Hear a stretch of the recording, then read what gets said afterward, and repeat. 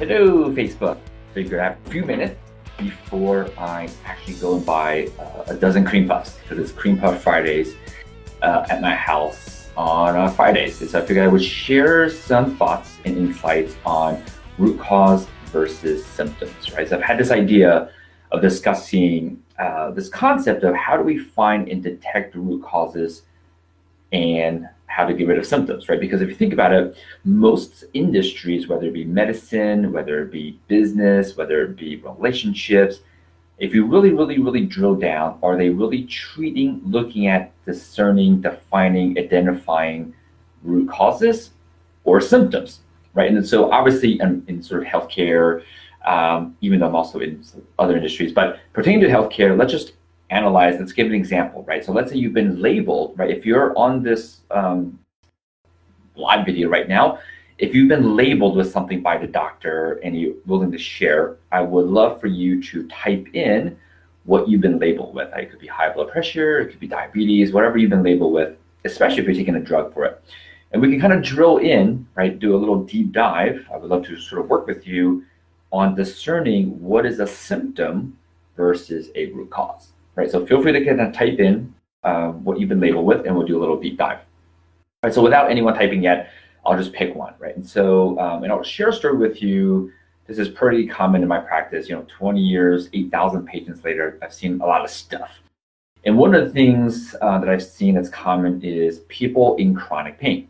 Right? So I had a patient that came with 8 out of 10 pain for the last 9 years, right? Just imagine that, what that does to your life. Imagine living in 10 out of 10 pain is like, kill me now, I can't take this pain anymore.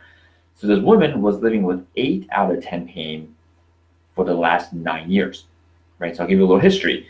So she was in a car accident 9 years ago, which led to a tear in her shoulder. And so the system, the orthopedist, said, you have a tear in your shoulder. Therefore, you have now a bad shoulder, right? Red flag number one, it may not be serving for you to label yourself as bad. Right? Like you're like a puzzle piece of many pieces. You wouldn't say puzzle piece here is a bad piece, right? Because it's part of you. You can't let go of your puzzles, right? Like, she can't chop off her shoulder, right? That would not be helpful. And so she was told that she has a bad shoulder now, it's torn, it's damaged, right? It's broken. And therefore, she believes that her shoulder is forever compromised. And so she goes on for the next 9 years to search for a solution to this for the pain relief. She goes to a chiropractor. The chiropractor will adjust the shoulder, adjust the neck. And from the chiropractor's perspective, something's not in a proper alignment, right? So they're putting it back into alignment.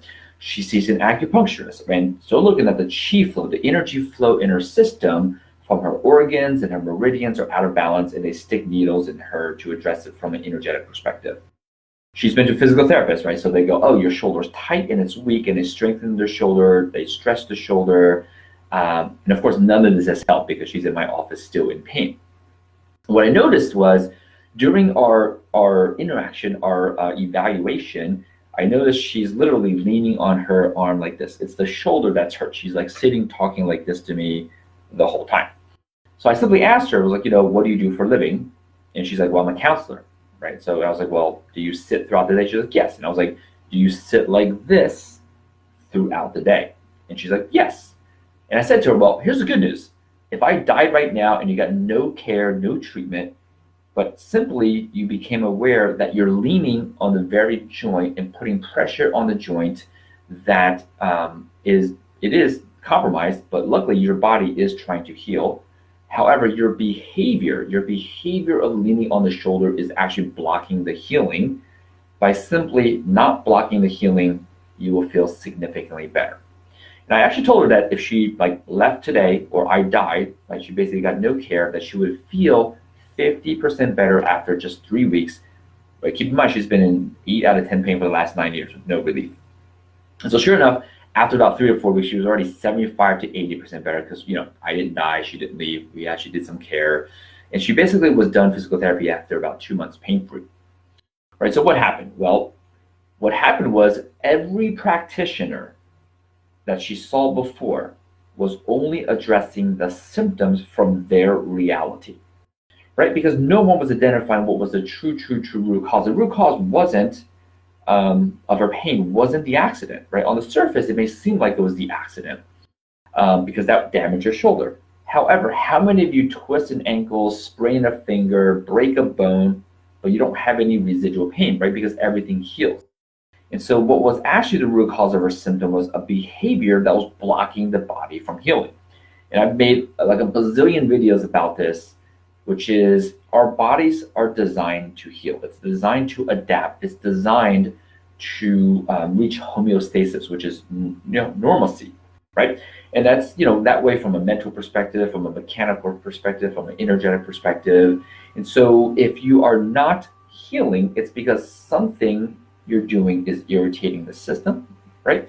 Or there's something blocking it from healing, and usually it's a combination of both, right? And so, very interesting if you look at what is truly a symptom versus what's truly a root cause, right? So again, feel free to type in if you've been labeled with anything. I would love like a case study to walk through like what's actually a symptom versus a root cause, right? And so again, without anyone typing in, everyone's being shy.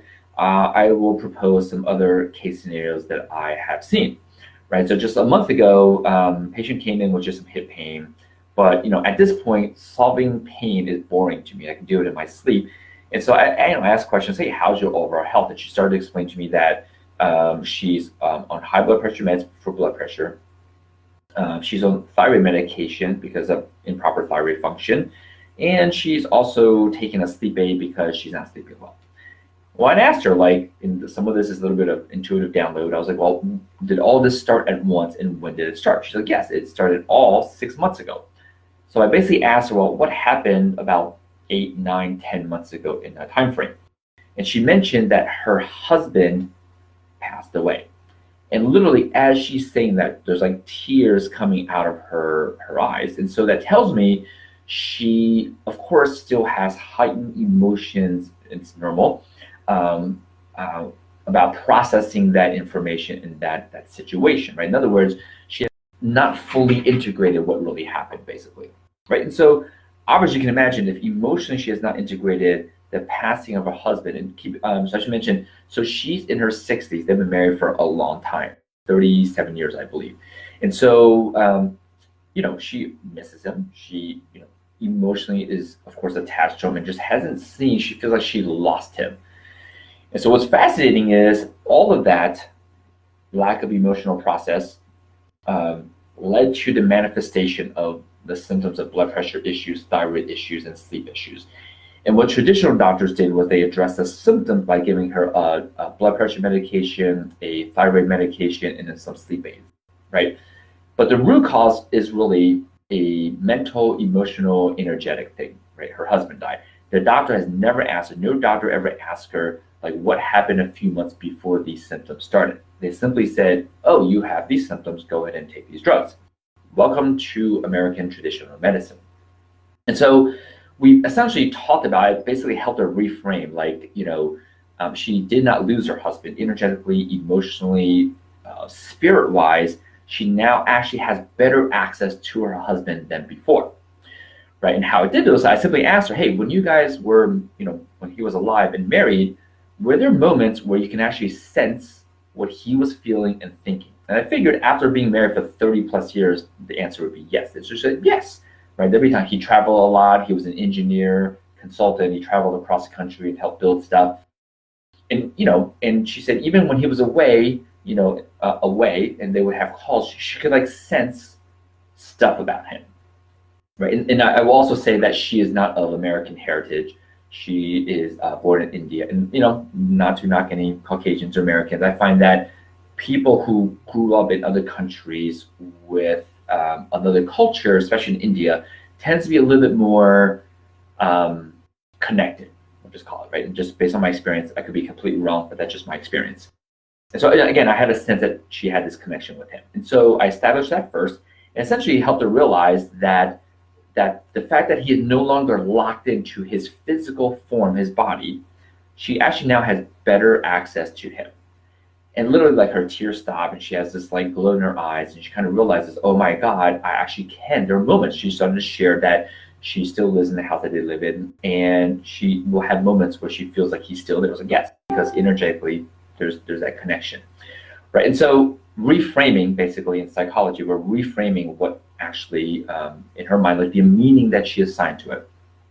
And so literally, and I've seen this plenty of times where people's blood pressure, like the redness in their face and the color of their face, actually changes the moment they reprocess these things, right? And so it's a great example of symptoms versus root cause, right? In my mind, what would have been the best path when she first came with all these symptoms is the doctor would have did a little bit deeper questioning to figure out there's a pattern. Like husband dies, 3 to 4 months later, all these symptoms started. Obviously, there's something connected. And so it would have been amazing if the system referred her to like a counselor, psychologist, someone that can help her process this. I started a little bit, I didn't do the whole thing. It is not my field of expertise. I know enough to kind of open the door. And so, but that's not how our system works, right? And so I want you, if you're watching this, I want you to realize is that you can apply this to business, to relationships. What I found from working with the physical form is that where you feel symptoms is never where the root cause is. Right? I'll repeat that. Where you feel symptoms, right, in the physical body, in your relationships, maybe there's not as much connection or communication, right, or there's some money issues, right, is never where the root cause is. The root cause is always somewhere else, right? And so I want you to think about where you have patterns in your life, right? Because if you're just suppressing symptoms, for example, again, we'll use medicine. If you have high blood pressure and you take a blood pressure med and your blood pressure is managed, well, that means the root behavior, which typically is either gut dysfunction, inflammation from toxins, perceiving the world as dodgeball, right? Called dodgeball, which is stuff is coming at me all the time. I'm constantly either trying to catch a ball or dodge a ball. The combination of those three is basically the root cause of high blood pressure, along with so many other illnesses. And so if you take blood pressure medicine to keep your blood pressure down, it perpetuates and allows you to continue one of those three or all of those three. And what ends up happening is because the symptom has been suppressed, the pattern continues and the root cause manifests into other symptoms, right? At first it's high blood pressure, eventually it might be headaches, eventually it might be diabetes, eventually it's something else, eventually heart disease, eventually some other illnesses, right? Because the root cause that's causing a lack of adaptation and a lack of healing and a stimulation of a dysfunction was never addressed, right? So you can apply this the same thing to relationships, right? If there are not clear communication things happening, clear maybe set intentions, clear love language communication, clear rules of the engagement, I call it, right? How do two people uniquely interact? You're going to have some symptoms, right? And that symptoms could be, I meet a lot of adults where the husband and wife have a certain dynamic that the kids mirror, but the husband and wife do not realize it's coming from the husband and wife. And they're like, oh my God, my kids fight so much. My kids have blah, blah, blah. Where do you think they're getting their behaviors from, right? Especially when they're young. And so the kids are great mirrors of adults. And adults are thinking, my kids, have ADD, my kids have blank, they label their kids, or the kids get labeled worse by the medical professionals, not realizing it is just a mirror of the dynamic of the parents, right? And so the symptoms are in the kids, the root cause is the dynamic and the energy and the unsaid and the tone in which things are said by the adults that's showing the kids, right? And we can apply this to business, right? And so be very, very, very in tune and have the skill and practice of discerning what is a root cause versus what is a symptom. Now, this may seem simple and logical, like, yes, Steve, of course, this makes sense. I will tell you that this practice is not perpetuated, supported by the masses. Our entire system, every commercial, every TV show, mass media language, mass media impressions of videos and images are very anti-discerning of root causes versus symptoms, right? And so what I'm saying is our environment really doesn't support this process, so it may take a little bit of extra effort and extra awareness on your end to make sure that you're doing this, right? Because if you go with the flow, that flow right now is typically look at symptoms only, right? Now the good news is as you practice this discerning root causes, you create your own flow. You essentially are controlling your own reality, right? And so you control your own reality, you get to flow down your own river, and then you get into the flow process. But in the beginning, like most things, you can't just like never play basketball and get into Michael Jordan flow state and shoot and be amazing. Or if you're younger, get into LeBron James, shoot and amazing, right? They spent decades doing structure and practice, right? So in the beginning, there's a structure and practice of all things before you get into the flow state. So in the beginning, there's a structure and practice of discerning root cause versus symptoms, right? And so now that's the strategy.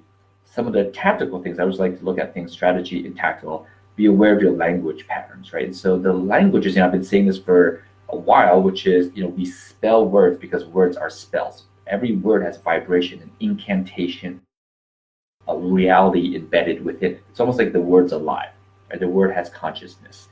And so just be very choosy as to what words we're using on a daily basis, that we're thinking and that we're saying, because that literally is broadcasting a certain reality into the universe and into our reality, right? So just, if you haven't practiced it before, you can just, journal, record yourself and listen to yourself.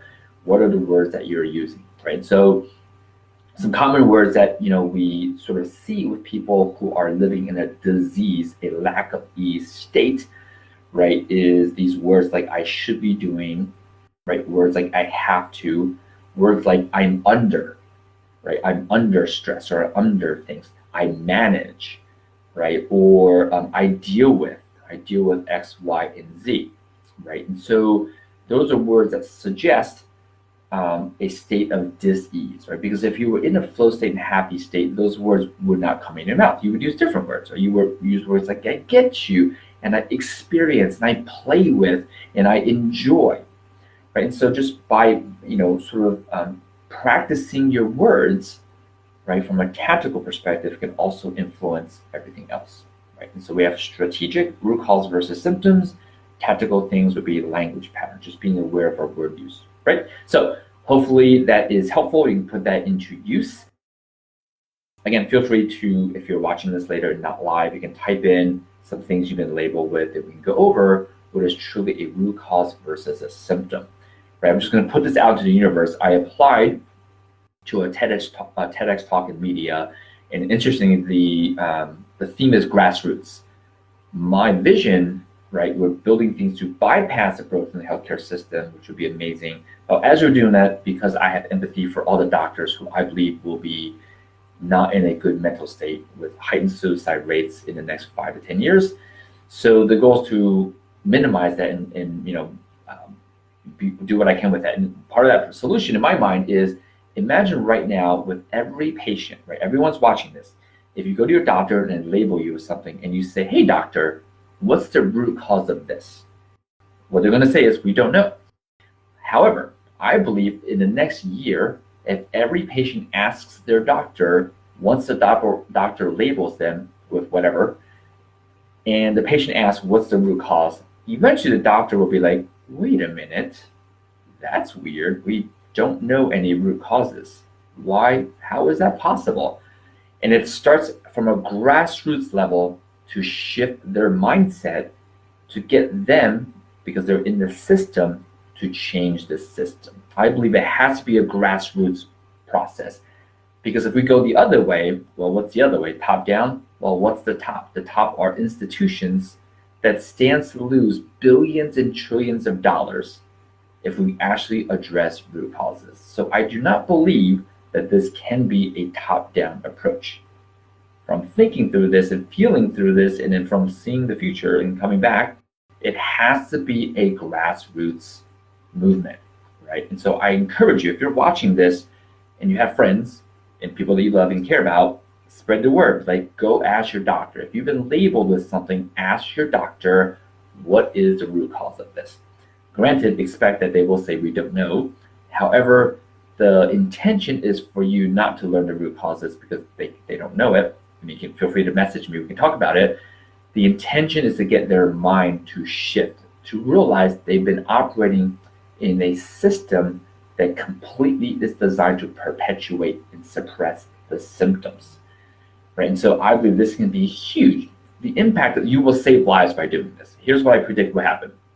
In the next 5 to 7 to 10 years, AI will be able to look at all the medical studies and all the data and then case review, right? Doctors will be able to plug in the previous patients and current patient data and what they've done, the protocols, the recommendations they've done for the patients.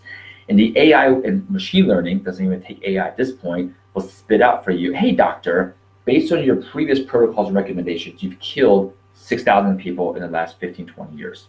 This is going to happen.